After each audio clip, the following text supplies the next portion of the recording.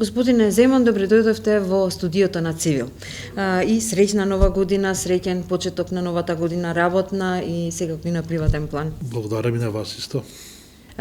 Еве, нашата денешна средба се однесува на годишната конференција што се одржува годинава во Охрид, за другите години не знам, не сум сигурна.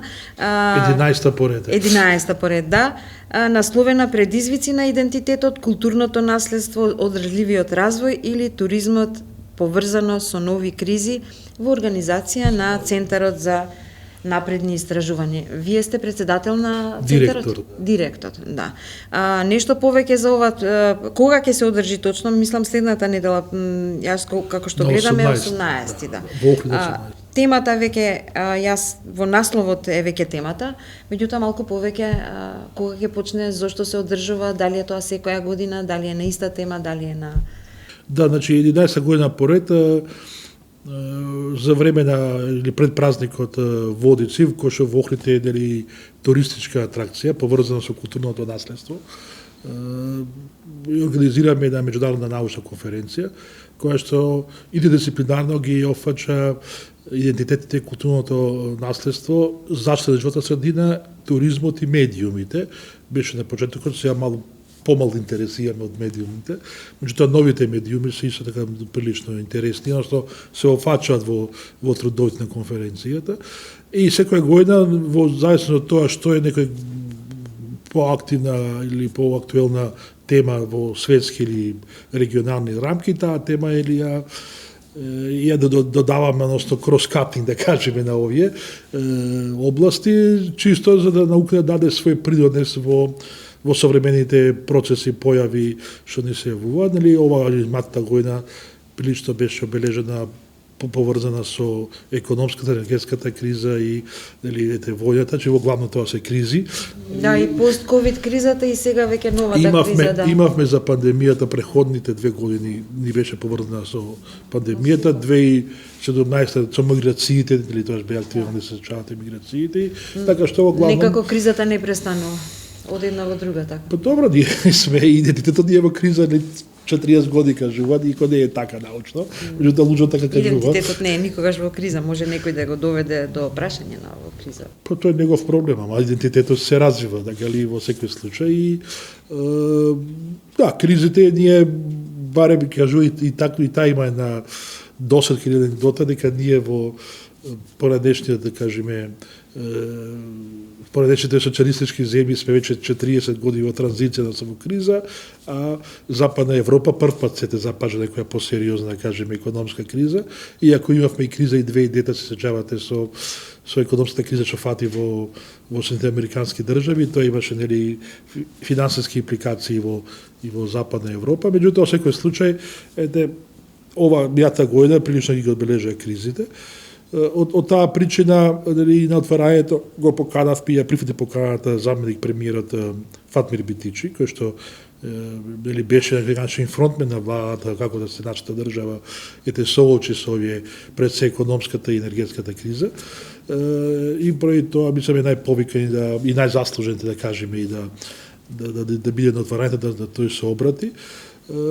И потоа имаме учесници, околу 50 реферати ќе бидат презентирани, во 6 сесии ќе бидат на 18 и 19 јануар, значи нема да се стигнат физички присутни, главном имаме и онлайн луѓе, имаме учесници од 11 земји, че покрај Македонија, имаме од Албанија, имаме од Србија, имаме од Турција, имаме од Хрватска, од Шведска, од Австралија, од Русија имаме, да не забораваме. Ке имате и промоција на зборник?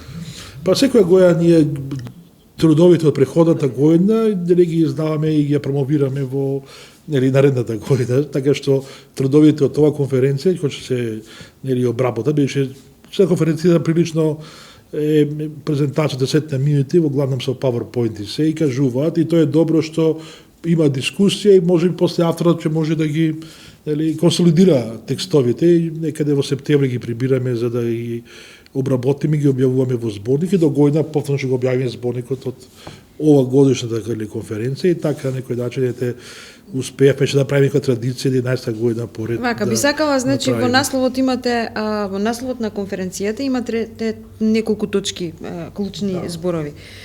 Предизвици на идентитетот. Што значи тоа многу кратко за да оставиме за понатаму? Гледаме ние кога кризата се прилично се појавува доста дебати, дискусии, а ние во Македонија то прилично го осетивме со ова што ни се направи некој си атак од страна на Бугарија, кој што за мене и за научниците е прилично и идентитетски атак, нели, негирањето на идентитетот. Видовме кај тоа и Путин кога ја започна и војната со Украина, или една од првите изјави беше каде украинската нација е вештачка нација, нели? Значи Путин ја нападна Украина и со украинците по идентитетот.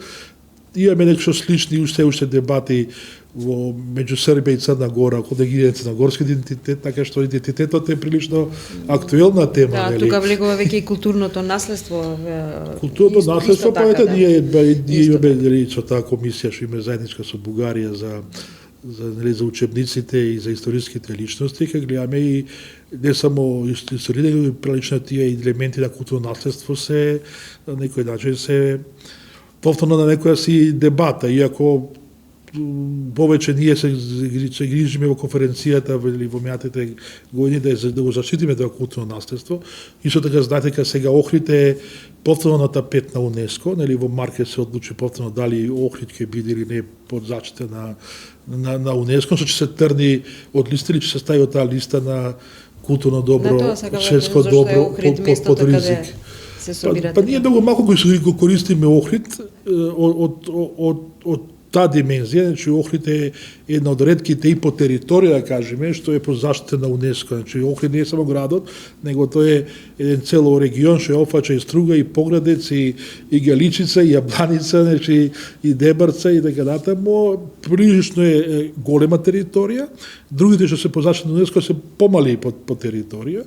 И мислам дека тоа е исто голем предизвик за нас, а ние како мала држава со мали ресурси, не само финансиски, експертски, да не кажем институционални, така натаму, имаме прилично проблем да се справиме, да го заштитиме тоа наше светско добро.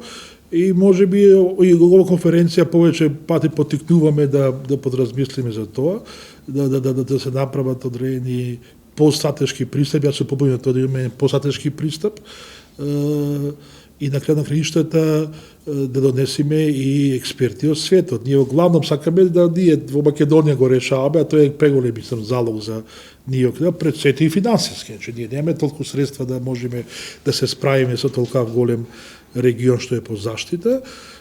Да не зборувам за човечки капацитети, значи ние имаме прилично ограничени капацитети, гледате колку брзо светот се развива, колку ние немаме решение за загадувањето во Скопје, немаме многу решение. Да, гледам дека имате одржлив развој и поврзано туризам тоа спаѓа и во зелените вредности, нели? И туризмот и одржливиот развој всушност, нели, значи ние иако зборуваме натаму одите, нели, во конференцијата? Па да, ние во главном тоа сме го ставиле смисла и во зелена, да. На политиката, во политиката само едно министерство се занимава кој што може би нема доволно и капацитети, не само човечки, други да се соочи со тоа, го оставя на невладините организации, нели, да си прават проекти, после пред имаме ништо од тие или многу малку се тие организации што би работат, да кажеме волонтерски, после некои работи поврзани со заштита средина, меѓутоа од академската сфера, од така речени трет столб, нели, на академската заедница, многу малку ние имаме придонес инпут во сета ова работа и конференцијата беше тогаш пред 11 години дека треба и академијата, академската заедница да се малку повеќе ангажира, вклучувајќи и универзитетите, академијата наша, МАНУ и така натаму, значи многу малку гледаме дека се имаме и луѓе кои што со тоа се бават. Ние тоа кажа, ние немаме нити доктор на наука во Македонија, што имаме докторирано на екологија, на заштита на животна средина. Немаме, значи, не може да продуцираме кадри, значи, за да ти направиш некој студиум, ти треба најмалку 5 професори, доктори на науки да се отвора студиум, па да има истражување дека натаму. Се ето тоа оставено на некој си, не знам, некој дојде во странство да истражува, да торира, меѓутоа тие во странство многу малку знаат што се случува кај нас. Барем за ова работа, или за културно наследство и живота средина, во секој случај треба не може би да донесеме странците тука, па да истражуваат, па да се направи некој си студиум, постдипломски и така натаму. Мораме таков пристап, ако сакаме одржлив развој да имаме. Ако сакаме само кампањски да ги решаваме работите, мислам дека се повеќе и повеќе одиме во некои си Според темите амбиции. наведени во конференцијата, фактички ова е не само сите теми, туку сите вкупно влегуваат и во мултикултурализам, бидејќи вие ќе имате гости од надвор, гости од тука, мислам, луѓе што ќе ги споделат своите искуства. Значи мултикултурна конференција сепак ќе биде. Меѓународна, да, меѓународна, мултикултурна е таа сепак. Ќе си споделат своји искуства и можеби од таму и ќе извлечете некои, нели, сознание. Мултикултурализмот дали ќе ви биде како тема посебна? Па сме го обработале повеќе пати мултикултурализмот, да, секогаш е кога се зборува за идентитет и културно наследство, мултикултурализмот оди заедно со сета таа работа.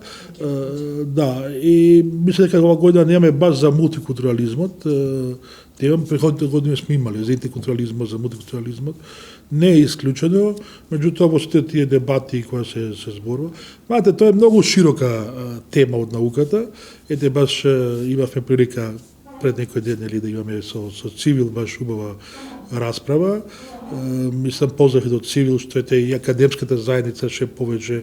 И тука не е нас проблем во Македонија што академската заедница барем до пред неколку години беше предногу малку вклучена во мултикултурализмот, истражувањето и се уште е, мислам, мал е тој да кажеме природен што го дава академската заедница, треба малку повеќе да се вклучи, тоа стане да постане, што кажам, на невладините организации, на проекти да го решаваат. Политичкиот сектор тоа е што е, нели, имаме ние наш политички систем за мултикултурализам, меѓутоа академски истражувања, академски инпут кој што треба да дихаат политиките е се уште на некој ниско ниво. Ние се обидуваме на некој начин што повеќе да го тоа направиме, па дури со таа стратегија за едно општество сакаме што повеќе да дајме емпириски истражувања во градењето и на крај на краишта ние немаме ни институт, ние кој се фалиме кога сме мултикултурно општество и прва стратегија за интеркултурализам, ние немаме институт за мултикултуралистички истражувања кај нас.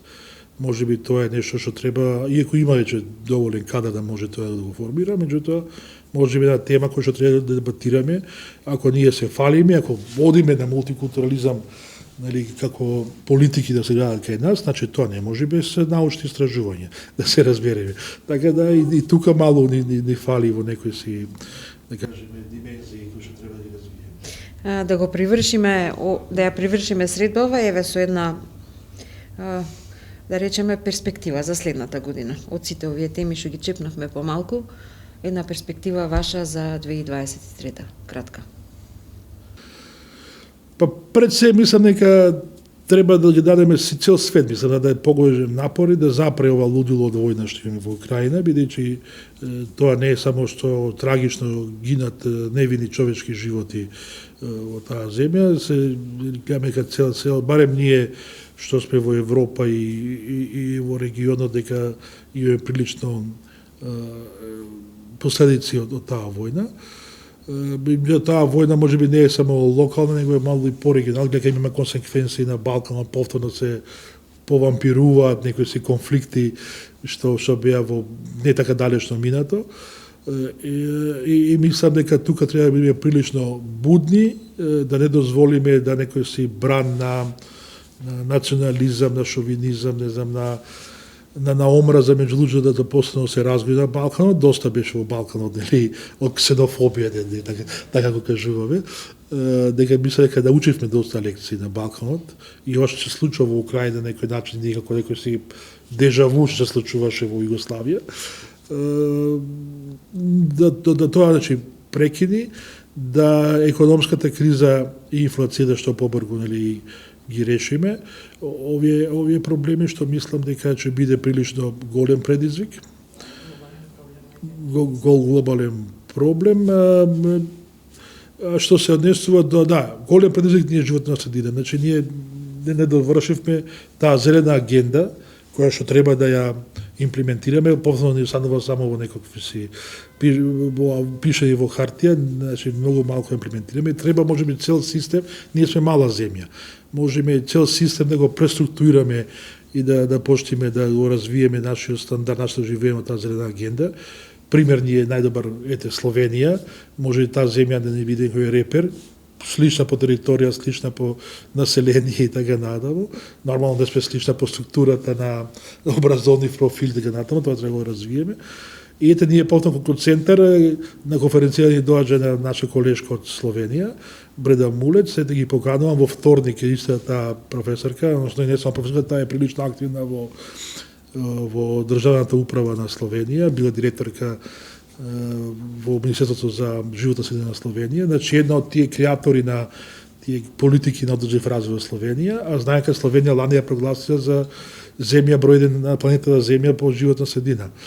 Таа ќе држи предавања тука во Скопје во вторник на 17 и во 11 часот. И ете и со Цивил заедно таа соработка ја имаме околу предавање. Ги повикувам сите заинтересирани да ги слушнеме словенските искуства од прва рака, за да можеме да се справиме можеби со една од поголемите проблеми на сегашноста, а тоа е да имаме здравна животна средина, што потрошка и тој безбедносно праша. Значи во оваа организација да влегува едно здружение на ветерани, пензионери што ги имаме тука со нас партнери, и тие исто инсистира да го третираме и животот средина се некако безбедносно прашање.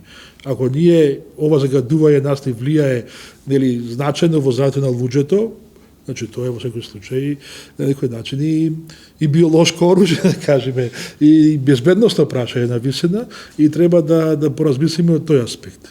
Ви благодарам. Ние секако планираме да се сретнеме и со професорката Мулец, така што следната недела веќе ќе се гледаме почесто. Ви благодарам што најдовте време да ни дадете малку повеќе информации за следната конференција, годишната што ќе се одржи во Охрид, и се гледаме во некои други